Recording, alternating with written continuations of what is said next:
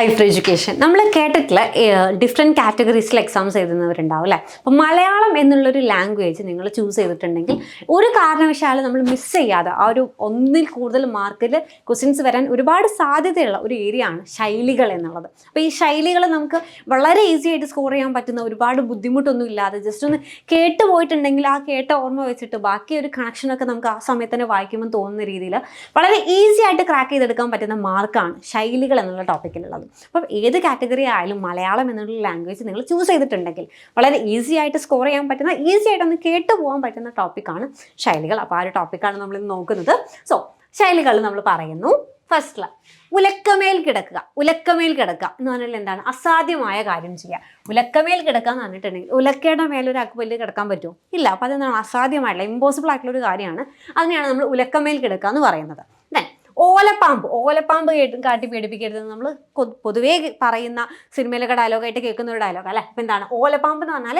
വ്യർത്ഥമായ ഭീഷണി, ഒരു വലിയ കാര്യമൊന്നും ഇല്ലാത്തൊരു ഭീഷണിനെയാണ് നമ്മൾ ഓലപ്പാമ്പ് എന്ന് പറയുന്നത്. ദെൻ ആലത്തൂർ കാക്ക. ആലത്തൂർ കാക്ക എന്ന് പറഞ്ഞിട്ടുണ്ടെങ്കിൽ ആലത്തൂർ കാക്കയെ പോലെ ജീവിക്കാന്ന് പറഞ്ഞിട്ടുണ്ടെങ്കിൽ ആശിച്ച് കാലം കഴിക്കുന്നവർ എന്നതാണ്. അപ്പം ഒരുപാട് ആഗ്രഹത്തോടെ കൂടിയിട്ട് ഇങ്ങനെ ചുമ്മാ ജീവിച്ചു പോവുകയാണ്, കാര്യം പക്ഷെ നടക്കുന്നില്ല, അങ്ങനെ വരുന്നതിനെയാണ് നമ്മൾ ആലത്തൂർ കാക്ക എന്ന് പറയുന്നത്. ദെൻ അനന്തൻ കാട് എന്ന് പറഞ്ഞാൽ ഭയമുണ്ടാക്കുന്ന ഒരു സ്ഥലം. നമ്മൾ ഭാർഗവി നിലയം എന്നൊക്കെ പറയാറുണ്ടല്ലോ. അപ്പം അതേപോലെയൊക്കെ പറയുന്ന ഒരു ഭയമുണ്ടാക്കുന്ന സ്ഥലം എന്നൊരു ടേമാണ് അനന്തൻ കാട് എന്ന് പറയുന്നത്. കാലുവാരുക. കാലുവാരുക എന്ന് പറഞ്ഞാൽ എന്താണ്? സിമ്പിളായിട്ട് ചതിക്കുക. വളരെ ഈസി ആയിട്ട് നമുക്ക് ഡെയിലി ലൈഫിലൊക്കെ നമ്മൾ കേൾക്കുന്നതും പറയുന്നതും ഒക്കെ ആയിട്ടുള്ള ശൈലികളായതുകൊണ്ടാണ് വളരെ സ്പീഡിൽ തന്നെ പറയുന്നത്. ജസ്റ്റ് ഒന്ന് കേട്ട് പോയാൽ മതി. ഉർവശി ചമയുക എന്ന് പറഞ്ഞാൽ എന്താ? മഹാസുന്ദരി എന്ന് ഭാവിക്കുക. അതാണ് ഉർവശി ചമയുക എന്ന് പറയുന്നത്. സോ ദെൻ അഗ്നിയിൽ എണ്ണ ഒഴിക്കുക. എന്താ? എരുതിയിൽ എണ്ണ ഒഴിക്കുക എന്ന് പറഞ്ഞാൽ അതുപോലെ പറയുന്ന ഒന്നാണ് അഗ്നിയിൽ എണ്ണ ഒഴിക്കുക. കോപം ഉണ്ടാക്കുക എന്നതാണ് അഗ്നിയിൽ എണ്ണ ഒഴിക്കുക. അങ്ങാടിപ്പാട്ട് എല്ലാവർക്കും അറിയുന്ന കാര്യമാണെന്ന് നമ്മൾ പറയുന്നതാണ് എന്ത്? അങ്ങാടിപ്പാട്ട് എന്നത് രഹസ്യമായതിനെ പരസ്യമാക്കുക. അങ്ങാടിപ്പാട്ടാക്കുക എന്ന് പറഞ്ഞാൽ രഹസ്യമായതിനെ പരസ്യമാക്കുക. അജഗജാന്തരം. അജഗജാന്തരം എന്ന് പറഞ്ഞാൽ വളരെ വ്യത്യാസമുള്ള, ഒരു വളരെ സ്പെഷ്യൽ ആയിട്ടുള്ള ഒന്ന് എന്നതാണ് അജഗജാന്തരം എന്നുള്ള ടേമിൽ പറയുന്നത്. അടിക്കലം വലിക്കുക എന്ന് പറഞ്ഞാൽ എന്താ? ദോഷം വരുത്തുക. നമ്മളിപ്പോൾ ഈ അരിയൊക്കെ വാർത്ത് വെക്കുന്നതായിരിക്കും അടിക്കലം എന്ന് പറയുന്നത്. അപ്പോൾ ഈ അടിക്കലം വലിച്ചിട്ടുണ്ടെങ്കിൽ എന്താ സംഭവിക്കുക?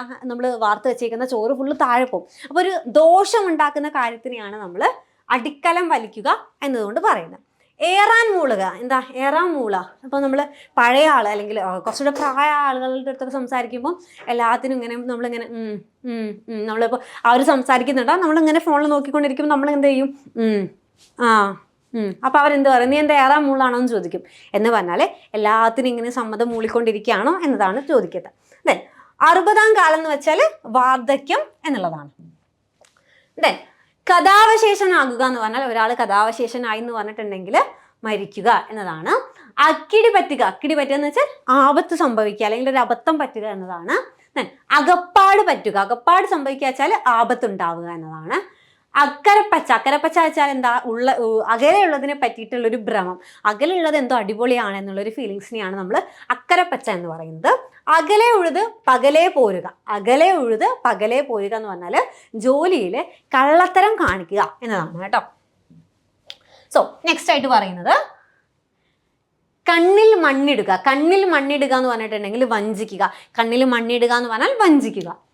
കണ്ണിലെ കരട്. സദാ ഉപദ്രവകാരി. ഇത് എൻ്റെ ഒരു കണ്ണിലെ കരടാണ്. നമ്മൾ സിബ്ലിങ്സിനെ കുറിച്ചിട്ടൊക്കെ പറയാറുണ്ടല്ലേ സാധാരണ. ഇതൊരു കണ്ണിലെ കരടാണ് എന്ന് പറഞ്ഞാൽ ഒരു ഉപദ്രവകാരിയാണ്. കാനന ചന്ദ്രിക എന്ന് പറഞ്ഞാൽ ഉപയോഗശൂന്യമായത് എന്നതാണ് അർത്ഥം വരുന്നത്. കിണറ്റിലെ തവള എന്ന് പറഞ്ഞാൽ ലോക പരിജ്ഞാനം കുറഞ്ഞ ആൾ. നമ്മൾ പൊട്ടക്കിണറ്റിലെ തവള എന്നൊക്കെ പറയാറുണ്ടല്ലോ അല്ലേ. അപ്പോൾ ഈ രീതിയിലാണ് വരുന്നത്. ദെൻ കീരിയും പാമ്പും എന്ന് പറഞ്ഞാൽ ജന്മശത്രുക്കൾ. കീരിയും പാമ്പുമാണ് ജന്മശത്രുക്കൾ. അല്ലേ, നമ്മൾ നേരത്തെ പറഞ്ഞ പോലെ തന്നെ സിബ്ലിങ്സിനെ കുറിച്ച് നമ്മൾ എപ്പോഴും പറയുന്ന ഒരു ടേമാണത്. കീറാമുട്ടി. കീറാമുട്ടി എന്ന് പറഞ്ഞാൽ പ്രയാസമേറിയിട്ടുള്ള ഒരു കാര്യമാണെന്നാണ്. കുതിര കയറുക. കുതിര കയറുക എന്ന് വെച്ചാൽ കാരണമില്ലാതെ എന്തിനെങ്കിലും ഉപദ്രവിച്ചുകൊണ്ടിരിക്കുന്നത്. എൻ്റെ മേലേക്ക് എന്തിനാണ് കുതിര കയറുന്നത് എന്ന് ചോദിച്ചാൽ കാരണമൊന്നും ഇല്ലാതെ ഉപദ്രവിക്കുക എന്നുള്ളൊരു കാര്യമാണ്. കുഴിയിലേക്ക് കാൽ നീട്ടുക എന്ന് വെച്ചാൽ പ്രായമായിട്ട് മരിക്കുക അല്ലെങ്കിൽ മരിക്കാറായി എന്നുള്ളതാണ്. കുളം കോരുക എന്ന് പറഞ്ഞാൽ ഉന്മൂലനാശം വരുത്തുക. ഒരു കുളത്തിൽ ഫുള്ള് വെള്ളം നശിപ്പിച്ച് അല്ലെങ്കിൽ ഇല്ലാതാക്കി കഴിഞ്ഞാൽ കുളം നശിച്ചു അല്ലെങ്കിൽ പിന്നീട് ഒരു മുന്നോട്ട് പോക്കില്ലാതായി. അതാണ് ഉന്മൂലനാശം വരുത്താന്ന് പറയുന്നത്. സോ ഇത്രയും കാര്യങ്ങളാണ് വളരെ ബേസിക് ആയിട്ട് നമുക്ക് ഡെയിലി ലൈഫിലും ഫിലിംസിലൊക്കെ നമ്മൾ കേട്ട് പരിചയമുള്ള യൂസ് ചെയ്യുന്നതായിട്ടുള്ള ടേംസ് ആണ് പറഞ്ഞിട്ടുള്ളത്. അപ്പോൾ ഇത്തരത്തിലുള്ള ശൈലികൾ നമ്മൾ ഒരു കാരണവശാലും ഇരുന്ന് പഠിക്കാനൊന്നുമില്ല, ബട്ട് ഒരു തവണയെങ്കിലും കേട്ടു പോവേണ്ടത് ആവശ്യമാണ്. അപ്പം ഇത്തരത്തിൽ ഇനിയും കുറച്ചും കൂടെ ആയിട്ടുള്ള ട്രിക്കി ആയിട്ടുള്ള ശൈലികളും നമ്മുടെ ക്വസ്റ്റ്യൻ പേപ്പറിൽ കാണാറുണ്ട്. നമുക്ക് പിന്നീട് ഡിസ്കസ് ചെയ്യാം. So all the very best.